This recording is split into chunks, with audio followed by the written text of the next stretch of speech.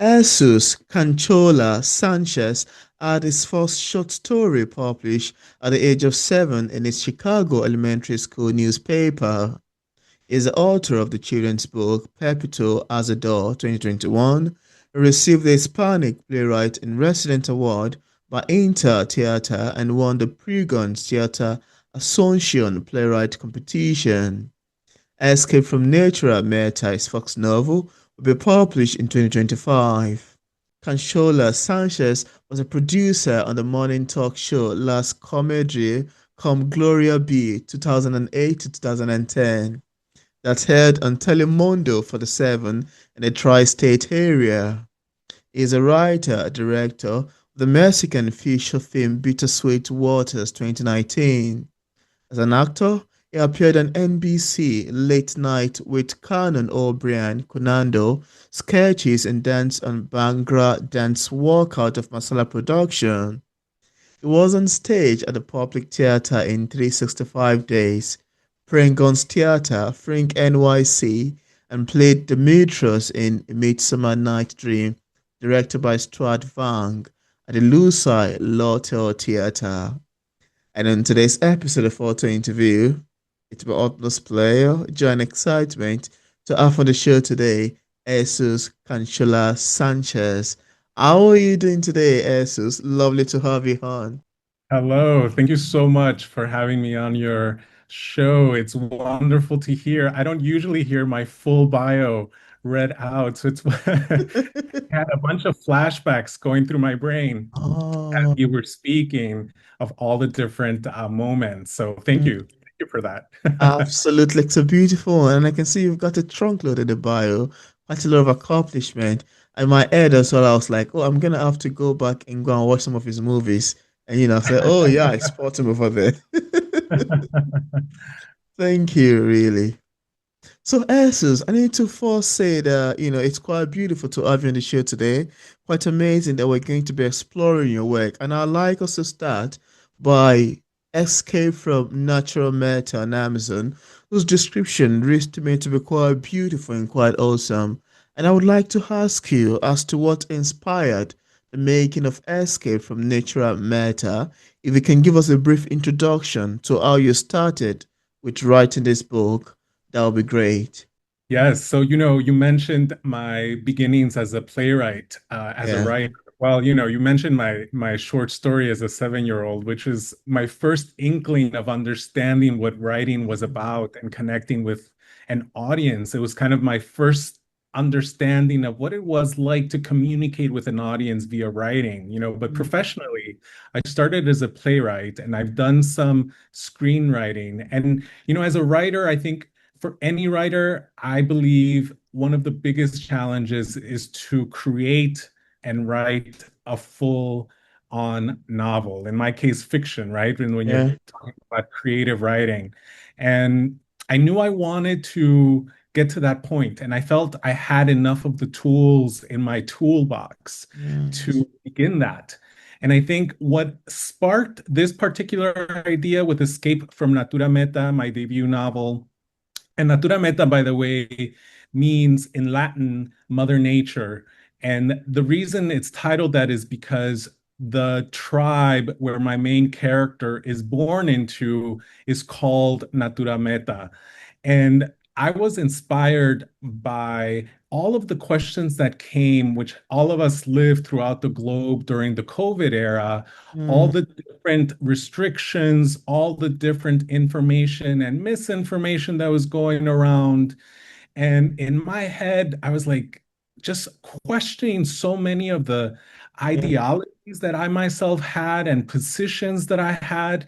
And I Mm, just really intrigued by how humans can be easily swayed one way or the other to believe certain things, whether they're right, factual, or wrong, not factual. So that was the inkling, that was the beginning, right? I had that doubt, and of course a dystopian setting was perfect to kind of explore this, wow. which is the novel is in a dystopian setting after many great wars. There are very small pieces of land that are left within the United States, which is where it takes place, North America.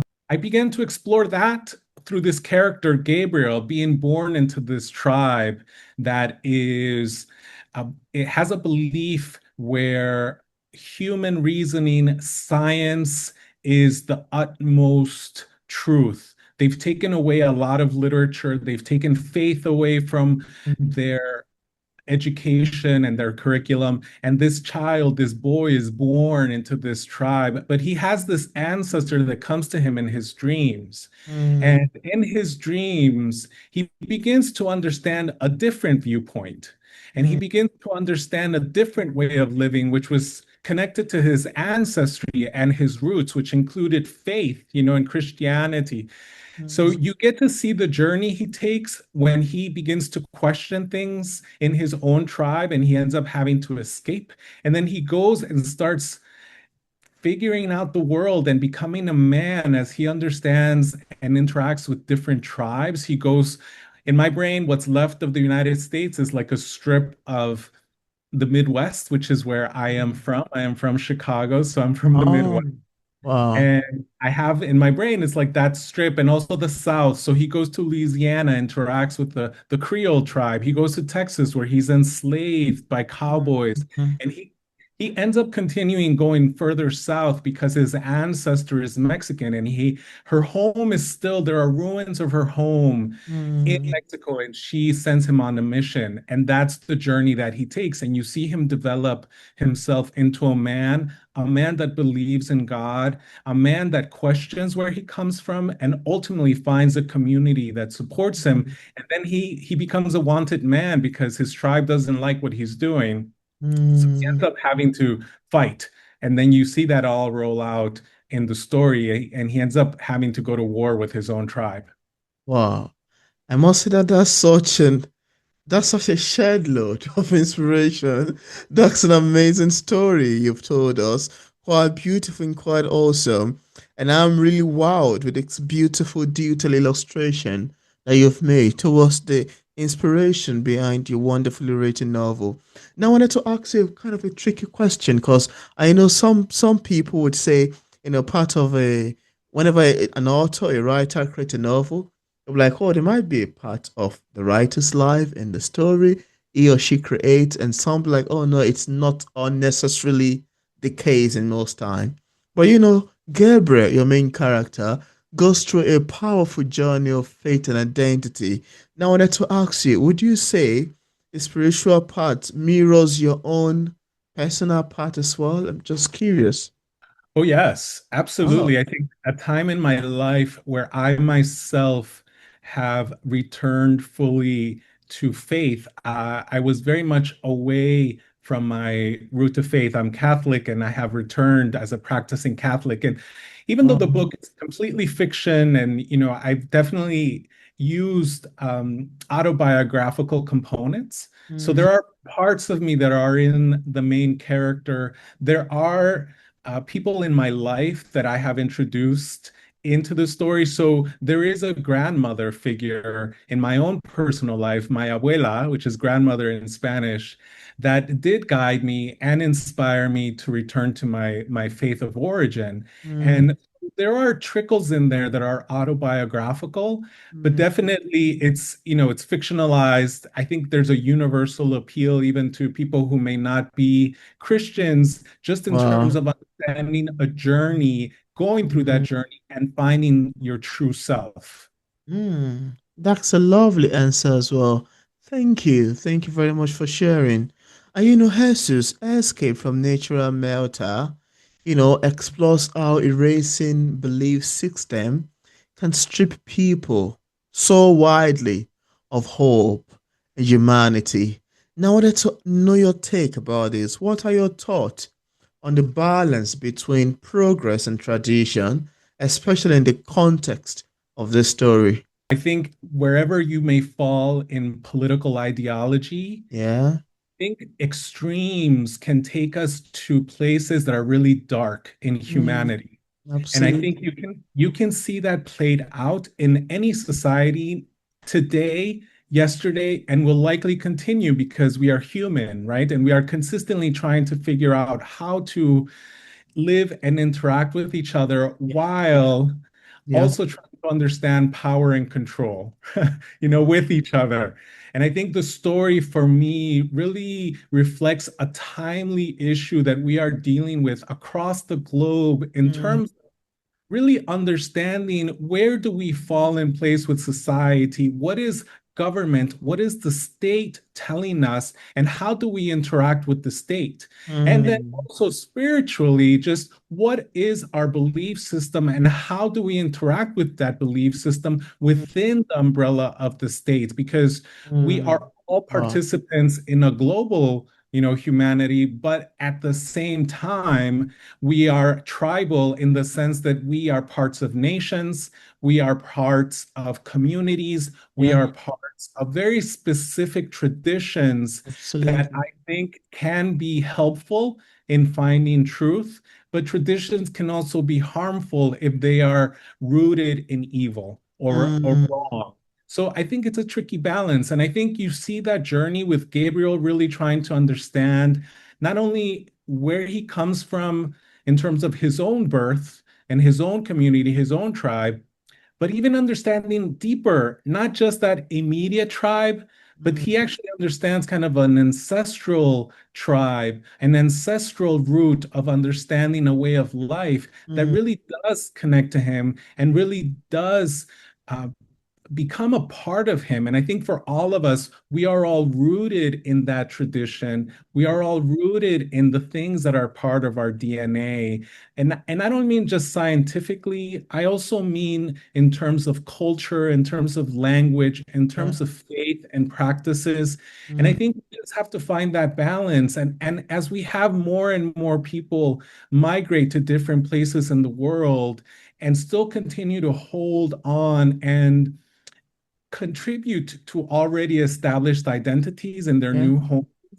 I think it's a contribution. It can be a contribution. And I think it's important to understand kind of all those roots. And I think all of us have this. No one absolutely. comes into this life, into today as a part of nothing. You Mm. come already with DNA in your blood system Yeah, that is going to dictate certain physical features. And I absolutely. believe there's also spiritual DNA in terms Mm, of the education that your family is going to give you, your parents, your aunts and uncles, your grandparents, and beyond, kind of that tradition where you come from. Whether you stay rooted with that tradition, right? I think that's an individual choice. We all have yeah, free will and we all yeah. flow through our journey and we end up where we end up. And I think for me, it was important to share the story of Gabriel in terms of where he begins, but then that questioning and how he finds his true self and Mm, how he begins to develop as a grown man. And I think that's a journey that we all can relate to. mm. Oh, wow. I must say that that's such an amazing answer you've given towards this beautiful question around, the balance between progress and tradition. And I agree with so many things you've talked about so far. They are so true. They are so evident even in our current contemporary world. Now, following on your answer to that question, Natura Meta is such a vivid, very clear, I control what. Now, I wanted to ask you, what inspired this setting? Was it influenced by real world events or movement in any way? I think earlier I mentioned COVID, and I think that was an awakening Yeah, for me, that kind of global experience that we all had. yeah, I think that was a spark, but I think for me also just in terms of growing up in a very specific ideology and education that led me to a very distinct kind of ideology mm, politically and kind of the life that I was leading early on in yeah, my younger years, mm, I'm talking like high school, college, where I became very like attached to radical left ideology and very much away from the roots that I had been brought up with and mm, traditions. And I think all of that fed into this story and why I wanted to talk about these Yeah. different issues through the character of Gabriel, because it very much represented kind of my own evolution, Mm, where I am no longer attached to those kind of extreme ideologies. I am much more, I feel, a person balancing kind of somewhere in the central space of all these different ideologies. And wow. in the same place, I think for me, one of the big things has been returning to faith and having a relationship with God, which Mm, I did not have before. And I think that's also a journey that's reflected in this particular story and with the character and the different people that he meets on his journey, which is a mix of people, right? He meets mm, people that are in tribes that continue to hold oral traditions. So part of the story is that Natura Meta, the tribe, has really hidden a lot of texts, including the Bible, and mm, many other texts that question kind of their own ideology, which they yeah. call benefit of all. And but there are tribes that hold on to oral traditions, and he goes and he meets these Christians, he meets Jews who are continuing to contribute and foster their own belief system. And then, he meets like criminals and he meets people who are not doing good things in the world. And Mm, mm, but he ultimately finds where he fits and mm, what is truth that is being related to him and what he relates to. So I think it's a myriad of things. It's not one particular moment or one particular time frame. Even mm, though I talk about COVID as a spark, I think all of us have experienced this both with our relationship with government, but I think you can see this in kind of your family structure. You can see mm, this in your work environment. And I don't think it's anything particular to this particular time. I think throughout history, we've seen this kind of a wrestling between man and state, man and faith, and yeah. certainly not something that is going to stop. I think this is going to continue because I think all of us are consistently questioning, why are we here? Are we Mm, here alone? Like yeah. what is humanity? Why are we existing in this world the way we are? Mm, And how do we interact with each other? And there are yeah. different belief systems, and definitely, I'm definitely coming from a Christian perspective, Yeah. yet I believe it's a universal story that no matter where you fall within the paradigm of faith, Mm, that you can relate to, because it's something that we're all searching and questioning. mm. That is another amazing, lovely, quite detailed, expounding answer you've got in there. And if you have a copy of the book, I'd like you to show it to the camera just so we can see what it looks like. You know. Absolutely. Yeah, and look at that. That's a See the lovely cover? design. The air, the front face, the middle of it with a picture of the world, the airplanes like a seat or something. Then the back. Oh, would you like to talk about the making of this cover? Oh yeah, so I was inspired. I worked with a great team, both through the editing process and then the actual production process of the actual Mm, physical book. And design is so important.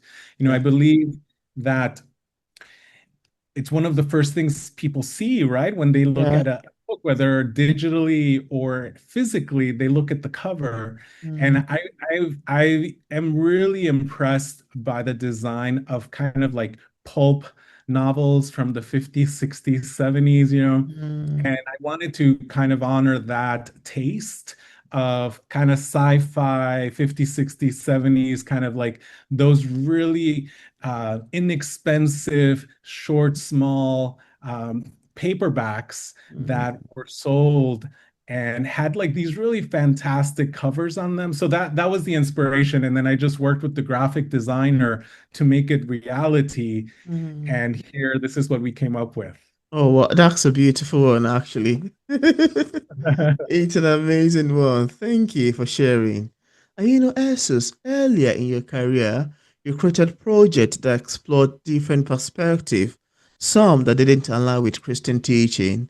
How would you say your creative voice has evolved over time?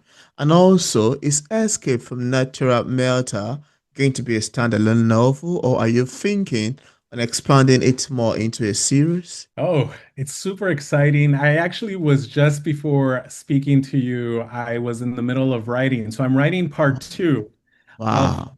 now a series where his story continues, Gabriel's story continues, and Mm, part two, I'm in the middle of working on it right now. wow. Um, and I've decided to title that Escape from False Prophets. So he continues Mm, on his journey, and I am really excited to work on it. And it's my happy place when I'm writing. It's like the place which I imagine for most writers, it's kind of finding the joy, which is why we write. And yeah. really curious as well to see where he ends up on his journey. And now on this second part, now as Mm, an adult, now as a yeah. man who has like very firm beliefs, who is still fighting different kinds of wars and Mm, is still trying to find his true self. And so I'm in the middle of it. So yes, it will be a series, mm. and I look forward to sharing that with you once that part is ready. Yeah, thank you. And I like your take on the second part of the question. Your earlier career created projects that explored different perspectives, some that didn't really align with Christian teaching. How would you say your creative voice has evolved over time regarding that? Yeah, I think I spoke a little bit kind of my Yeah, brief kind of yeah. journey in terms of like ideology and the things that I was living. And I was living my own version just personally of kind of sex, drugs, and rock and roll, very far away from core Mm, Christian teachings and beliefs. And yeah. that reflected also in the kinds of issues and topics that I wanted to explore as a Wow. writer early Yeah. on. And you see that in my early plays, like those awards, which I'm Mm, really grateful for to have received.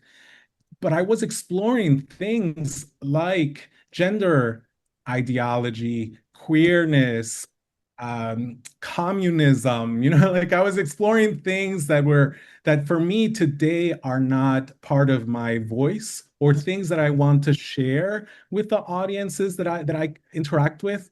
And that you see also in my movie in terms of the kind of topics and issues that I was exploring then. mm, And you see it reflected in the stories that I was trying to communicate with audiences. And you also see it in the kinds of projects that I was undertaking. So even though there's mm, been an evolution, I am grateful for those experiences because they gave me the tools as a writer to mm, be able to explore my voice as a writer and then mm. find my true voice, which is what I am communicating today. And Escape from Natura Meta is the beginning of that transition professionally. And it's Wow. interesting because it's a tough transition to go through when you are beginning to establish a name for yourself. And Mm. I did exactly what the professionals tell you not to do, which is completely shift, completely change what your base is expecting you to do, Yeah, yeah. and I did that because I felt it was where I needed to go. And I wanted to be true to myself and I wanted to be true to the voice that I have today and the Mm, kinds of stories that I want to share. So it's had absolutely. definitely it's had an impact Mm, within my journey becoming the writer I am today. mm, While at the same time, I do not negate the work that I did early on because it's a mm, reflection of where I was at that time. And it is a reflection of my lived experience, which I mm, believe any writer has to own up to. You have to own up to absolutely. your lived experience to speak from a Mm, place of truth.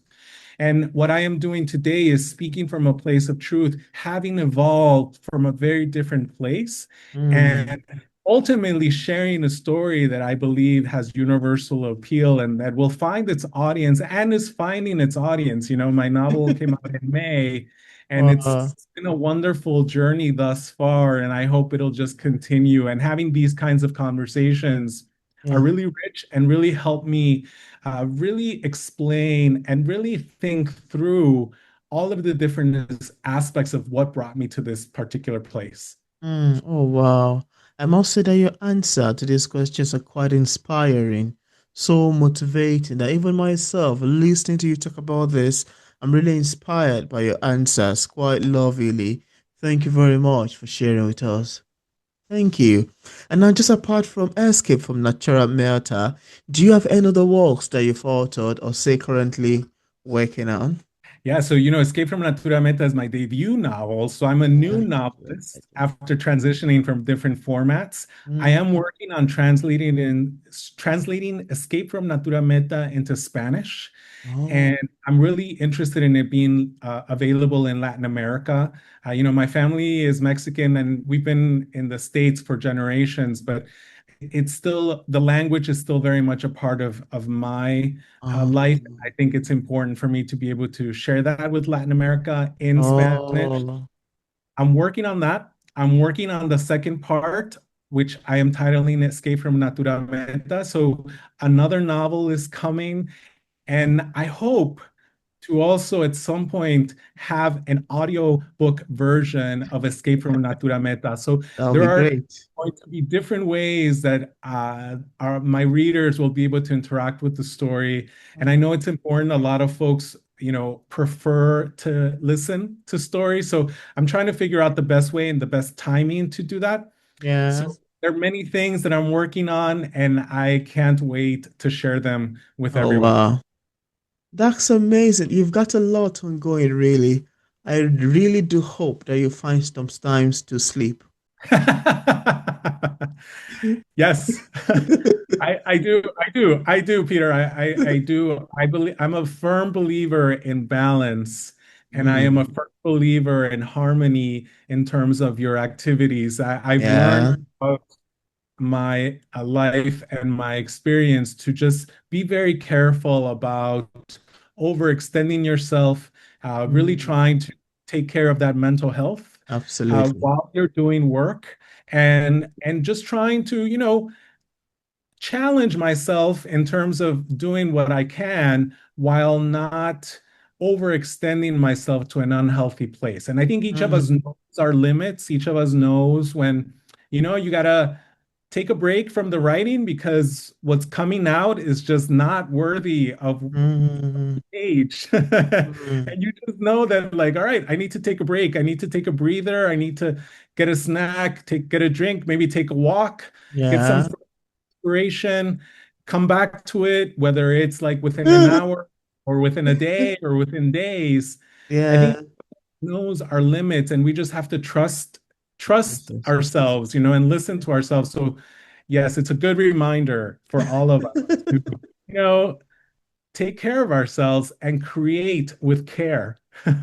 That's an amazing one. Thank you. Thank you for sharing. And just in case we have some viewers who are currently watching this interview and would love to get a copy of Escape from Natural Meta, on what platform is it available on for purchase? You can get it wherever you get your books. Amazon, of course, is the biggest in the States. I think Walmart is also available in a lot of Mm, places, yeah. Barnes and Nobles. So any most large book distributors will have it. And even your local books, even if they don't have it, have a way to order it. So if you want to get it from an actual brick and mortar bookstore, you can order it. Even if they don't have it in stock in the moment, you can request Wow. it and they will be able to get it. It's available to all bookstores Yeah, that's really across great. the United States, and I'm sure in Europe and beyond. Yeah. That's amazing. And I left a link in the description part of this interview where interested viewers can get a copy of Jesús Canchola book directly on Amazon and Barnes& and Nobles on this website and also on other platform, Walmart and etc. all included. I also left a link to Jesús social media pages for possible followings. So thank you so much, Jesús, for coming on and joining me in this lovely conversation around your beautiful title. I'm also, this is such an amazing conversation, quite awesome, lovely, and beautiful. And I want to say again, thank you very much for coming on. Thank you, Peter. It has been a great conversation. I really appreciate the invitation to be on your podcast. My pleasure, really.